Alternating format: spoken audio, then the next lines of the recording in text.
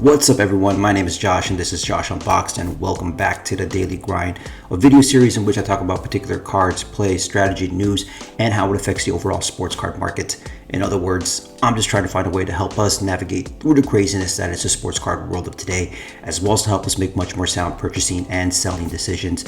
And today I kind of wanted to talk about a particular player that I'm very big on, very bullish on, if you want to say. And I think it's a good opportunity to kind of revisit his cards, especially now since that the vintage market has kind of settled in a little bit, has kind of taken a dip. And the player I'm talking about is Shaquille O'Neal, one of the most dominant, if not the most dominant big man to ever play the game. Now, I know in the traditional sense within the sports card hobby, centers don't usually sell. You know, that's the common mindset of any collector. They're not as flashy as guys like Kobe, Iverson, Jordan. They're not as flashy as these wings. But if you think about the history of the NBA, you know, there's a nice long lineage of great centers, great big men. I mean, we can go all the way back to like George Mikan, Wilt Chamberlain, Bill Russell, Kareem Abdul-Jabbar, Hakeem Olajuwon, David Robinson, Patrick Ewing, Shaquille O'Neal.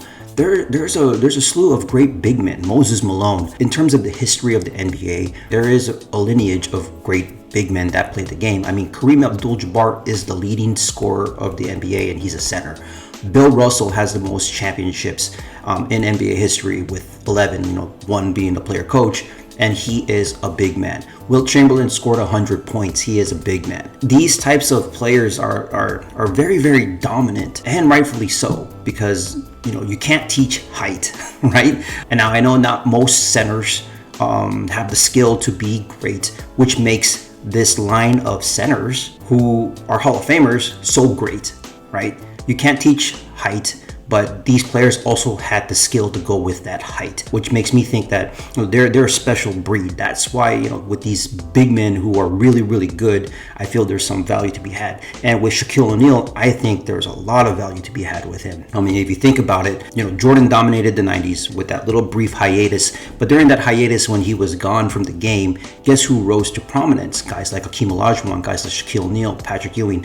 Those guys had the opportunity to take the throne from Jordan. Jordan was a special case. I mean, Jordan's on his own stratosphere as it is, but you can't ignore the impact of the big man that they had in the game. I mean, if you look at Shaquille O'Neal and his dominance in the 2000s, teams actually built up strategies to try to stop him because they knew that if they could, somehow contain Shaquille O'Neal, then they had a shot to win. But at the same time, Shaq had Kobe, and I get that, but you cannot deny what he did and what attention he brought to him.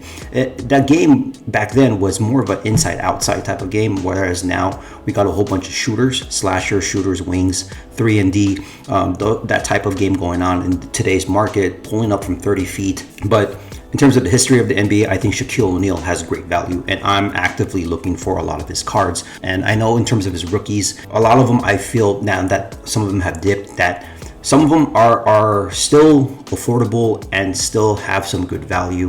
I know the Beam Team, the Stadium Club Beam Team card is just one of the more recognizable cards of Shaquille O'Neal. That, along with his tops and his tops gold, and also the Upper Deck card, are cards that have a price point in which I feel are justified for him.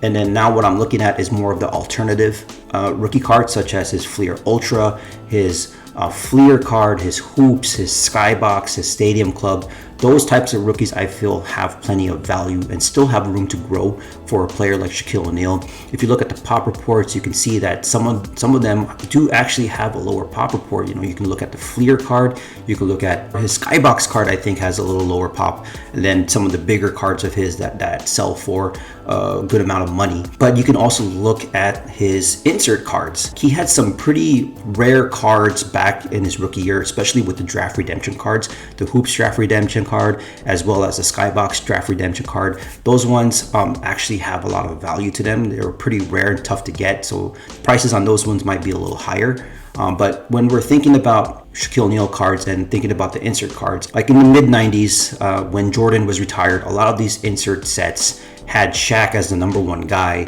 in those insert sets, those tough to pull insert sets, with Shaq being the top guy in that set. Now, when we move to the later 90s, we have, Jordan, and then we have Kobe, and then we have Shaq. Sometimes Shaq is the third best, if not the second best, in those sets. In the early 90s, when Jordan dominated, they still had insert sets in which Shaq was part of those sets, with Jordan being number one and Shaq most oftentimes being the number two card in those sets. So I feel there's still a lot of value to be had with Shaquille O'Neal cards. I'm actively looking for a whole bunch of them.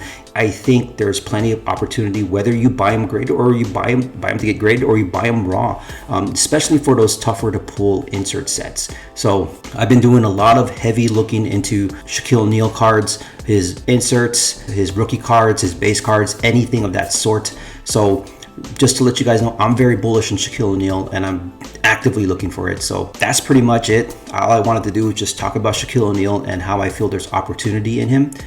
So if you found some value in this video, go ahead and hit the thumbs up button. If you haven't yet, please consider subscribing. Thank you guys for watching. And with that being said, my name is Josh, and I'll see you guys in the next video later.